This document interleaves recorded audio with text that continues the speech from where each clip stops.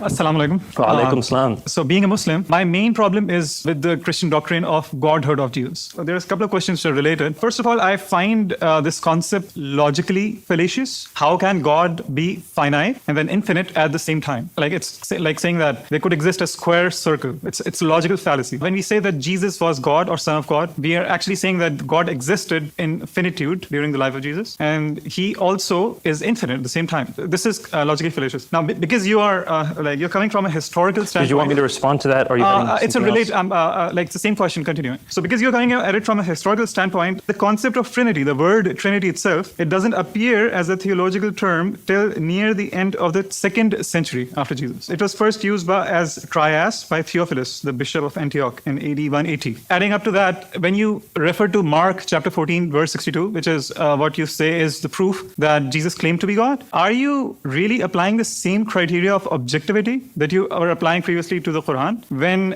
interpreting this as meaning that Jesus is claiming himself to be God? Because if you look at it completely objectively, looking at the entire text, there is nothing in the entire text that's saying that Jesus claimed to be God. And in fact, the verse that you yourself quote is actually saying Son of Man. So, I mean, these are great questions. Don't go anywhere. What's your name? Munzir. Munzir, where are you from? I'm from Pakistan. Pakistan. I had the exact same questions when I was when I practiced Islam.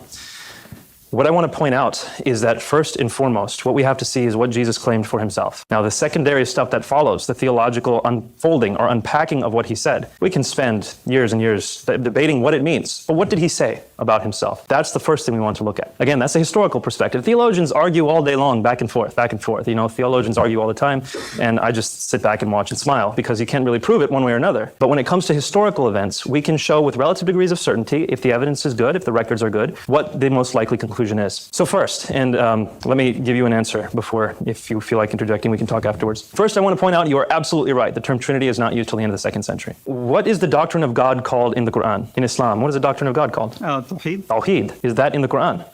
No, the word Tawheed. The word Tawheed is a derived word from Ahad. Alhamdulillah. Yes. Good. So you understand, the word Tawheed is not itself in the Quran. In the same way, the word Trinity is not itself in the Bible. This doesn't pose a problem. The Shahada is not found in the Quran. You have the components of the Shahada in the Quran, but you do not, you do not have La ilaha illallah Muhammad Rasulullah in that way found in the Quran.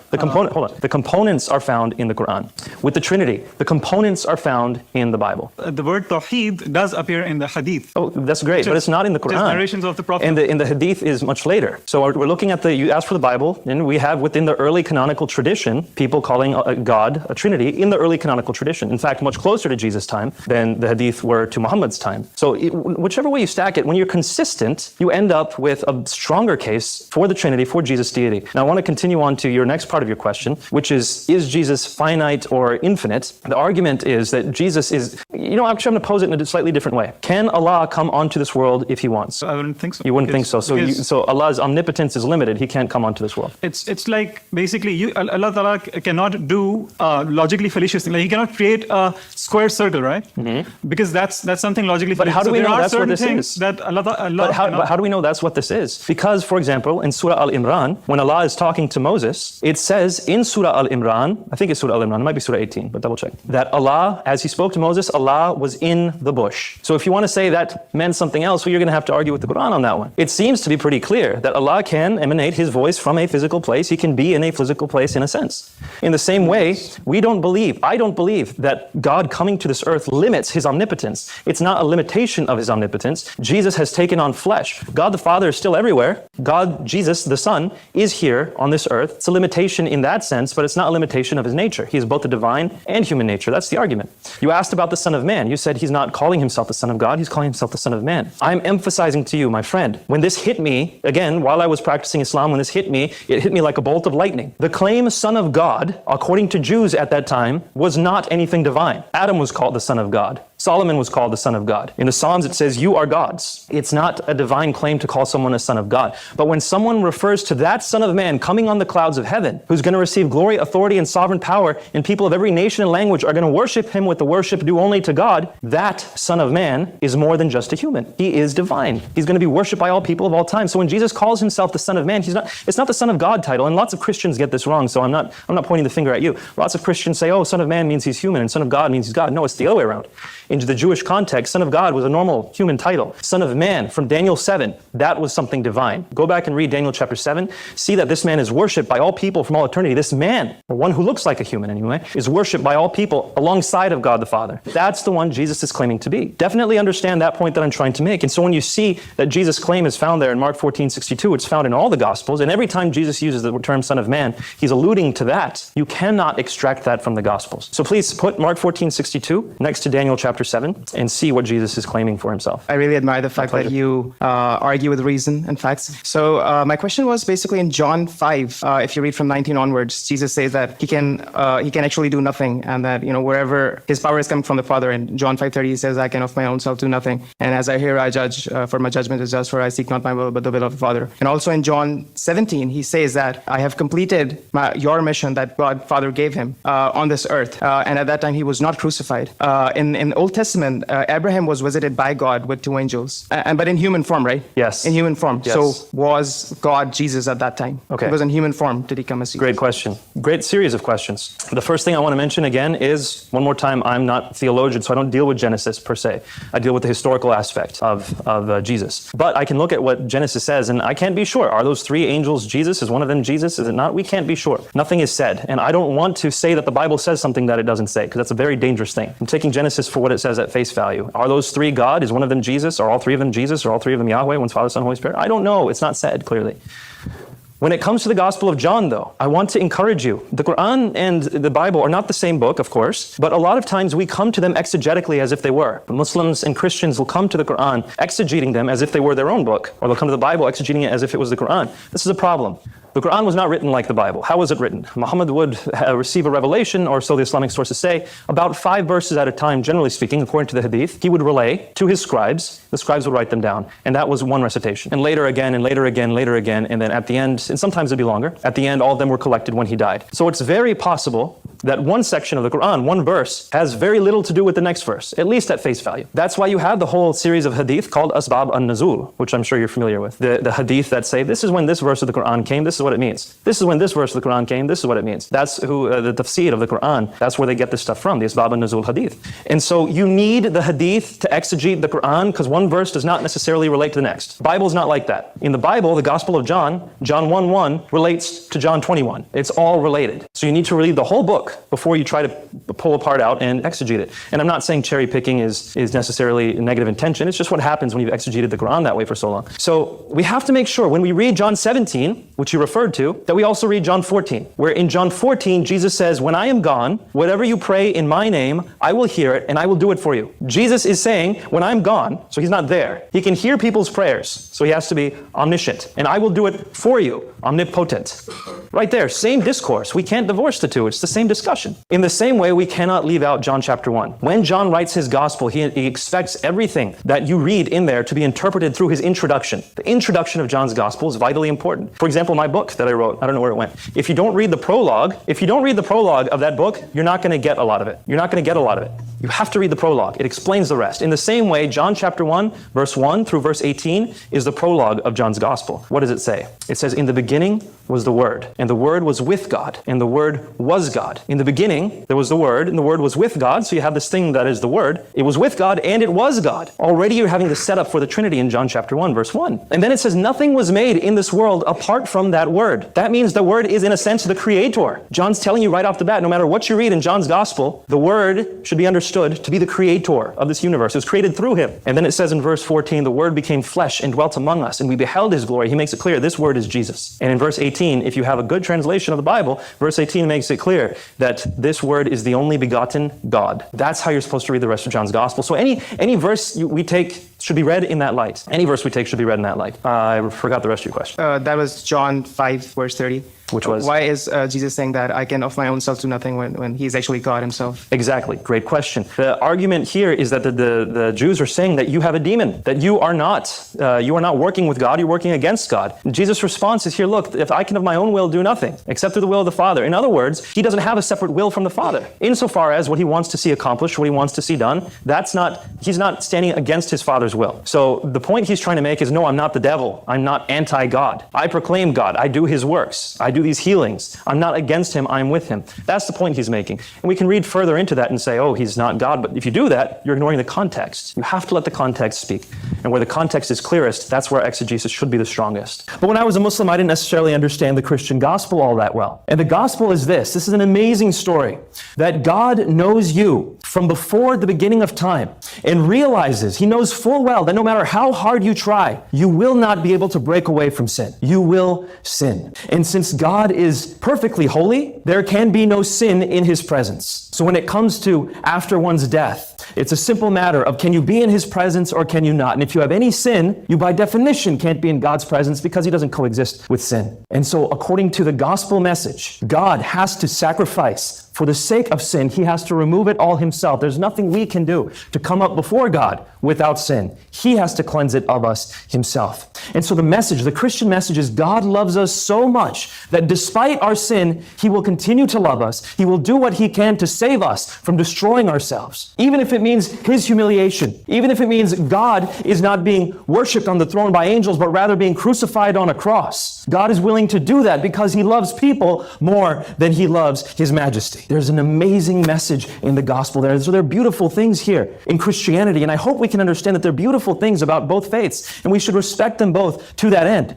But the question is not what is beautiful, because what I know is that when I've talked to Muslims, when I've talked to Buddhists, when I've talked to Jews, when I've talked to Christians, generally speaking, and you can tell me if this is wrong, but generally speaking, people like what they were raised with. They like the faith that they were born with. They feel comfortable with that. At most, they'll tend towards some kind of a nominal, less devout adherence to that faith, but generally speaking, people don't leave their faith. They like what they were raised with. So the question is not what do we like? The question is not what is it that we think sounds beautiful? The question is what's true? What's true? Because at the end of the day, ultimately, Muslims believe and Christians believe that there is one God and only one God. And Muslims believe that there are certain things you must do to go to heaven, and Christians believe that there are certain things you must have faith in order to go to heaven, and the two don't coincide. Islam is an exclusivist faith, and so is Christianity, and both cannot be true. So the question is, which one is true? Now, I'll tell you this, from a very young age, I absolutely loved Islam. I adored it, just like I said, and my parents taught me to adhere to Islam to the best of my ability.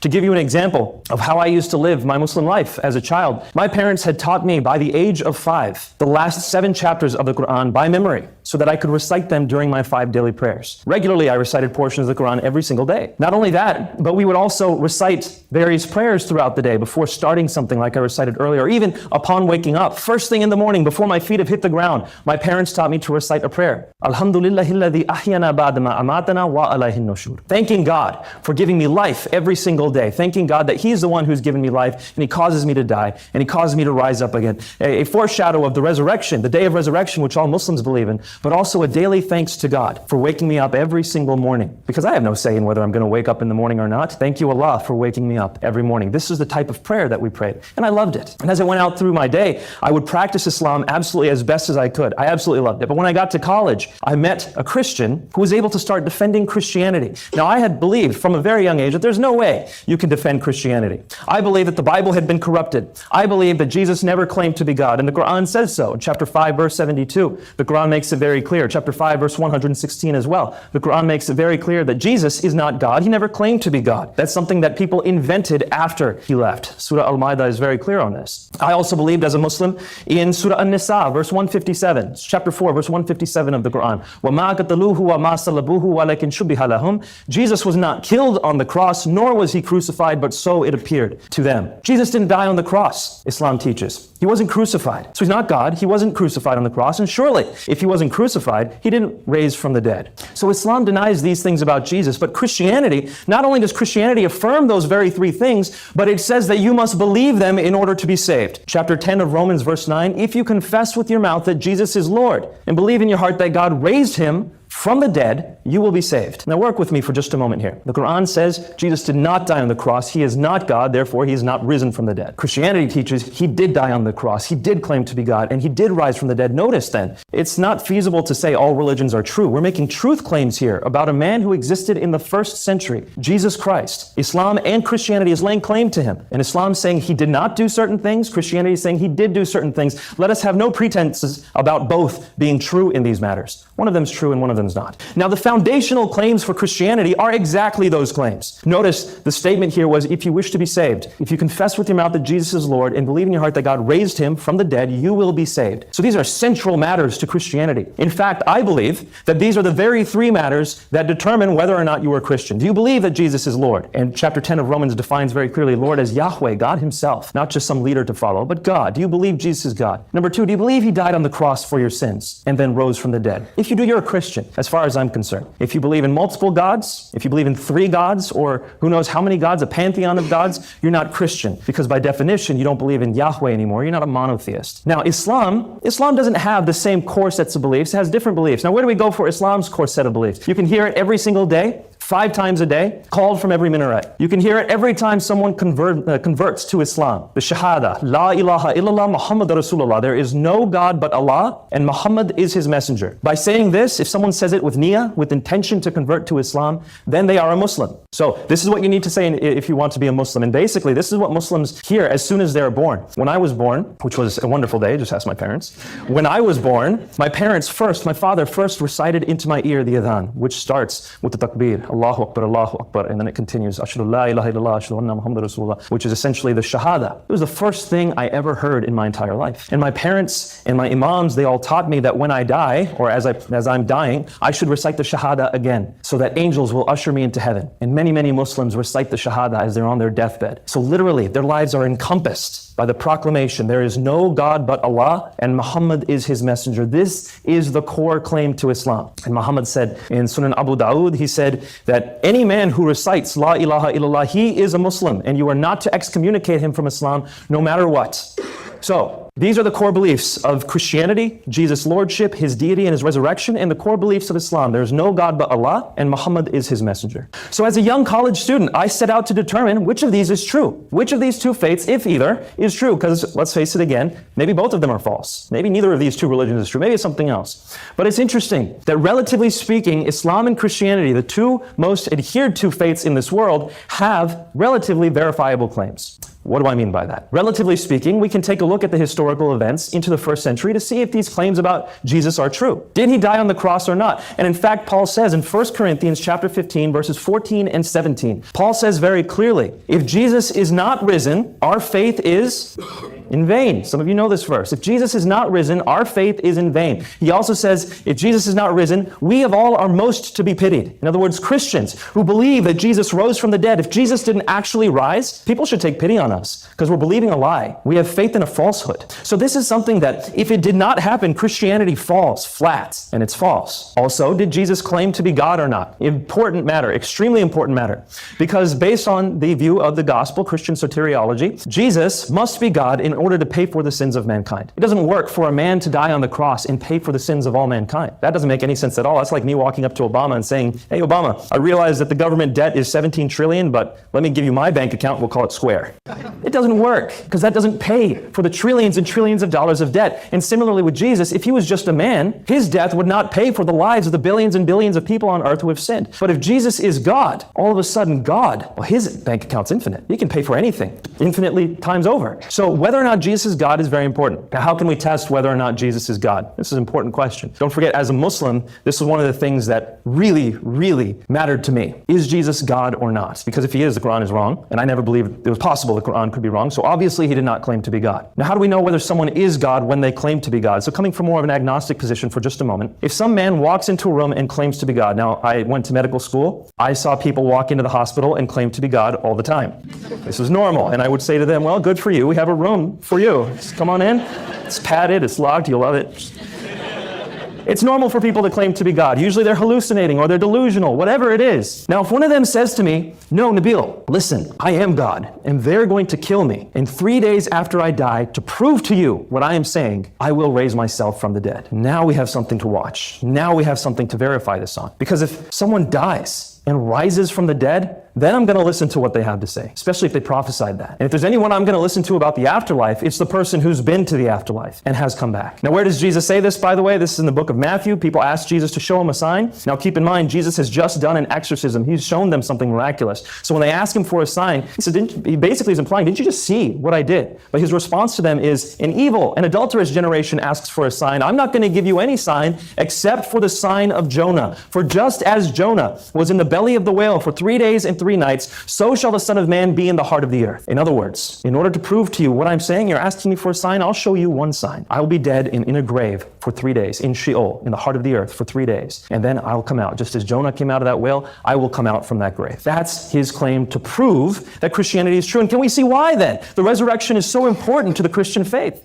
Can we see why then? We have to see whether this actually happened. We have to investigate the evidence. It's our duty. As 21st century, historically minded people from the West, we're not people who just generally believe what we're told. We're skeptical about pretty much everything. And so it's our duty, if we're going to believe this, to have a reason for the belief that we have. And in fact, the Bible tells us to have a reason for the hope that lies within us. That's 1 Peter chapter 3, verse 15. If anyone says to you, we're supposed to believe these things on faith, they have not understood the biblical term faith. The biblical term faith is trust. And basically the type of faith that Christians are called to have is a faith in someone they know. In other words, you're supposed to know God. You're supposed to know what he's done and then have faith. You're supposed to trust that he will stay true to his promises. And to give you a quick example of that with my wife, if she is ever away from me, I trust that she's being loyal to me. Not because I have no evidence, but because I know who she is. I have faith in her because I've seen her, I've known her, I've walked with her, I've seen her loyalty. I have good reason to believe she will stay true to her promises, so I have faith in her. Same with God. We're not just supposed to randomly believe what preachers tell us. We should ask them, what good reason do we have to believe what you're saying? That's why the Bible says, test the spirits. We're not supposed to randomly believe things. When we have good reason to believe in someone, then we have faith in that person because of those good reasons. That's the faith we're called to have. So the Christian faith is based on the fact that we have good reasons to believe the core claims. Jesus died on the cross. He rose from the dead. He claimed to be God. Now with Islam then, how do we investigate Islam? Now, I investigated Islam after 3 years of investigating Christianity. I investigated the historical method first. This is all while I was in the university and in medical school. I decided to learn how to study history, and I would meet with historians and I'd ask them, how does one study history? How can one know when something is true or not? And they would teach me various criteria of the historical method. And we can go into details on the criteria for the historical method if you'd like. We can do that on the Q&A. But I'll essentially end just by telling you this. The way we look into history is we look at the earliest, most reliable sources regarding that event or that person that we're investigating. We determine what the biases are, because keep in mind, every single work is biased. Regardless of whether it's a newspaper, which we often see as relatively unbiased, that's false, it's biased. Or if it's a personal testimony about someone's friend,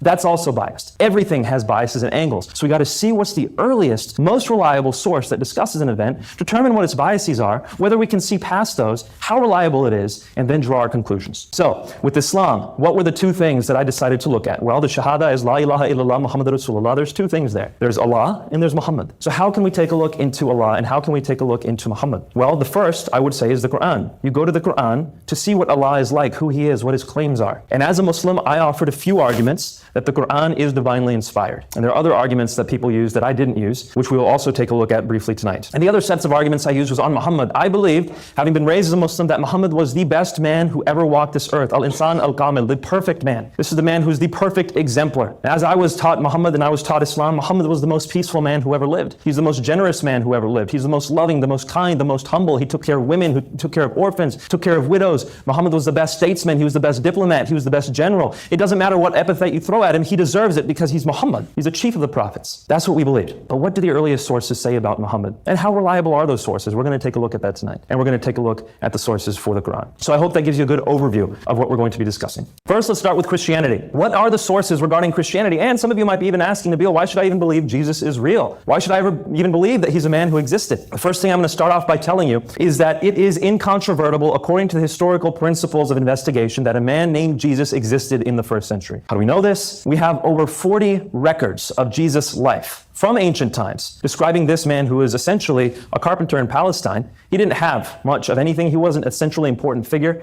at the time, yet we have 40 sources that refer to him. You know who the emperor was at Jesus' time? Someone shout it out. Tiberius. Good. Tiberius was the emperor of Rome at that time. Now, this is a man who obviously we should have a lot written about. We can expect tons and tons of records about this man, can't we? The historical records contain Tiberius' name by 10 different individuals. That's it. 10 for Tiberius, the emperor of Rome, 40 for Jesus. You can see we have excellent reason to believe that this man, Jesus of Nazareth, lived and existed in the first century. That's why very, very few, in fact, I could probably count it on one hand, actually, I know of two, scholars who study the historical Jesus actually claim that Jesus never existed. And one of them is Bob Price, who most other scholars say is just not even possible what he says. So we can dismiss, just due to the reasoning and due to the lack of scholastic support, that this is actually the case. So Jesus certainly exists. Okay, what can we know about him? Well, of the scholars that study him, and keep in mind, there is an entire area of historical studies called historical Jesus studies. So we have scholars who've been studying this on all sides. These aren't all Christians by any means. Actually, the most influential ones wouldn't align themselves with Orthodox Christianity. You have people like Paula Fredrickson, Marcus Borg, Bart Ehrman. You have people along these lines who would say, like John Dominic Crossan, who would say that of Jesus, we can know for a fact that he died on the cross. Now keep in mind, that's one of our 3 points that we're proving for Christianity or attempting to show to determine its reliability. Did Jesus die on the cross? The scholars who study his life, regardless of whether they're atheist, Buddhist, agnostic, Hindu, Christian, it doesn't matter. They all conclude that Jesus died on the cross. Now, if I left it there, it would be an appeal to authority, and we're trying to be academically rigorous tonight, so I'm not going to do that. I'm going to give you some of their reasons why they believe Jesus died on the cross, but we're going to keep it brief because scholars are unanimous on this issue. By the way, it's not just them. Even Muslim scholars will argue that Jesus did die on the cross. How many of you heard of Reza Aslan's book recently, Zealots, that came out this year? A few of you? Reza Aslan's a scholar who has studied the historical Jesus, and as a Muslim, he says, yes, Islam denies Jesus' death on the cross, and I am a Muslim, but I confirm that Jesus' death on the cross is historically certain. In fact, he builds his whole book off the fact that Jesus died on the cross. So even as a Muslim, he says Jesus died on the cross. So why? Why do they say this? Well, because first off, all the evidence that we have, all the records of Jesus' life, which talk about his death, indicate that he did die. If they say anything, it says that he did die on the cross under Pontius Pilate, which is why Paula Fredrickson says, if there's anything we can know about Jesus, anything at all, it's this, that he died on the cross under Pontius Pilate. If you go away from Christian records, you go to Jewish records like Josephus, we can also see in the first century that non-Christians are saying Jesus died on the cross. We go to Gentile scholars, they are also agreeing that Jesus died on the cross. And in fact, we also have some of them saying that these people believe he has risen from the dead. We'll get to that in just a moment. So we have excellent reason to believe Jesus died on the cross because all the records point to that. Plus, if you study the historical process of crucifixion, nobody ever in the entire history of the Roman process of crucifixion, no one ever survived a full Roman crucifixion. Oh, they were crucifying people by the hundreds, especially when it came time around Jesus' time, all the way till the fall of the temple. They were crucifying people by the hundreds to make a point that if you rebel against the Romans, we will humiliate you, we will torture you, and we will destroy you and your people. And that's exactly what was happening to all the Jews who were amongst this rebellion that happened in the late 60s, beginning of the 70s, in the first century AD. Not a single one of them survived the process of crucifixion. Why? Well, first there's a flogging process, and this flogging isn't light. It's not like caning. The flogging process went with a Roman flagrum. Now, if you understand what a flagrum is, it's a whip that has 6 leather cords that come off of it, and each of those leather cords has leather balls at the end with shards of bone and metal dumbbells. As a person would be whipped, this whip was designed to cause extreme vasodilation on the skin. You have those metal dumbbells there for that reason, to bring the blood vessels, to bring lots of blood to the fore, to bring pain receptors to the surface. And then those bones, those shards of bones would latch into the skin and rip it off. So you would bleed more blood than you otherwise would. That's how this whip was designed. Oh, this whole process of crucifixion was designed to be as painful, as torturous as possible.